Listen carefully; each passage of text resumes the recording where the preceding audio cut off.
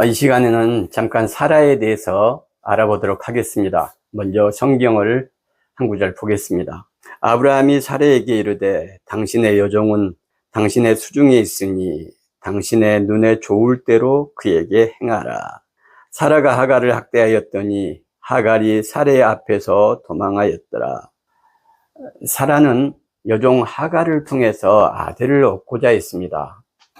아브라함과 하갈이 동침을 하고 하갈이 임신을 하게 되었죠. 그런데 사라가 하갈을 질투하고 또 시기하면서 이 학대하는 내용이 성경에 나옵니다. 사라가 직접적으로 어떤 행동과 말을 한 대목으로는 맨 먼저 나오는 기록이에요. 하갈을 통해서 아기를 얻고자 했지만 막상 하갈이 아이를 가졌을 때는 시기하고 질투하고 학대해서 결국은 하갈을 견딜 수 없게 만들었고 하갈을 쫓아냈다라는 이야기입니다. 다른 구절도 있습니다. 사라가 두려워서 부인하여 이르되 내가 웃지 아니하였나이다. 이르시되 아니라 너가 웃었느니라. 아브라함이 세 사람의 나그네를 접대한 후에 이 나그네들이 아브라함을 축복하고 내년 이맘때에 아들을 얻을 것이다 라고 말을 했던 대목이에요.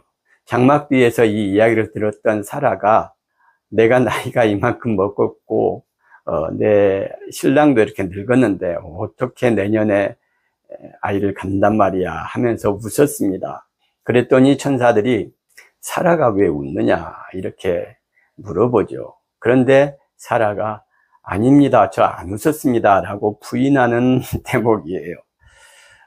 이 대목이 상당히 의미가 있는 것은 지금 축복을 한 사람들이 천사들이었고 내년 이맘때쯤에 이삭을 낳을 것이다 라는 그 말을 믿지도 않았지만 그보다 더 심각하게 우리가 생각해야 될 것은 거짓말을 하고 있다는 겁니다. 천사들 앞에서 두려워서 거짓말을 했다. 성경은 이렇게 이야기를 하고 있습니다. 어쨌든 여기서 사라의 두 가지 모습을 볼 수가 있죠. 천사들의 말을 믿지 않았다. 그리고 천사들이 웃었다고 이야기함에도 불구하고 그것을 부정하고 거짓말을 했다. 자기도 모르게 자기의 성품 그런 것이 나온 것 아닐까 하는 생각이 듭니다.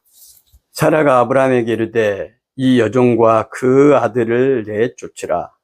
여종과 그 아들을 내쫓으라. 이 종의 아들은 내 아들 이삭과 함께 이 종의 아들은 내 아들 이삭과 함께 기업을 얻지 못하리라. 상속을 받지 못하리라.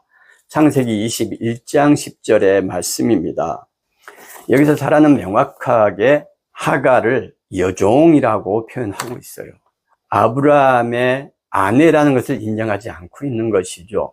또한 이스마엘을 가지고 당신의 아들이라고 표현하지 않고 여종의 아들이라고 표현을 합니다. 종이라는 것이죠. 그리고 내 아들 이삭과 함께 기업을 얻지 못할 것이다. 유업을 상속받지 못할 것이다. 즉 하갈과 이스마엘은 종이지 우리의 가족이 아니다.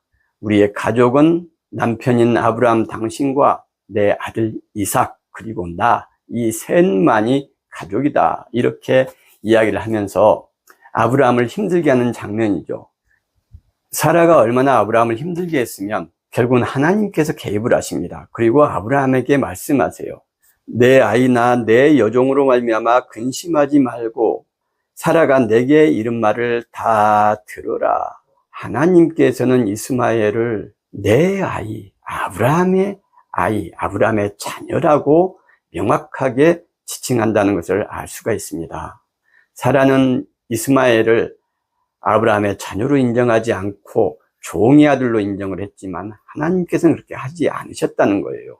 사라의 이 질투와 시기가 너무 심했기 때문에 하나님께서 개입하셔서 아브라함에게 내가 이 하갈과 이스마엘을 축복하고 내가 책임질 테니까 너무 힘들어하지 말고 그래 사라의 말을 들어줘라 이렇게 하시는 내용입니다. 그래서 아브라함이 물 한 부대와 약간의 먹을 것을 그들에게 주고서 이제 추방하는 내용입니다.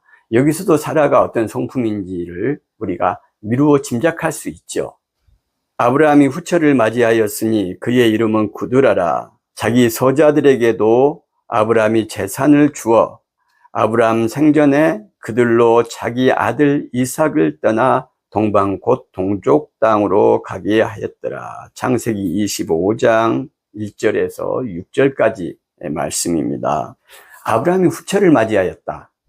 앞에서 우리가 봤던 것처럼 사라가 살아있었다면 아브라함이 그두라라는 후처를 맞이할 수 없었을 것입니다. 왜냐하면 하갈로 인해서 아브라함이 매우 고통을 받았고 하나님이 개입하지 않으면 안 될 정도의 그런 힘든 일상이 지속이 돼서 결국은 하나님께서 사라의 말을 들어줘라 이렇게 말씀을 하셨죠. 그런데 사라가 살아있다면 또 그두라를 얻어서 그런 고통을 아브라함이 자처했겠습니까?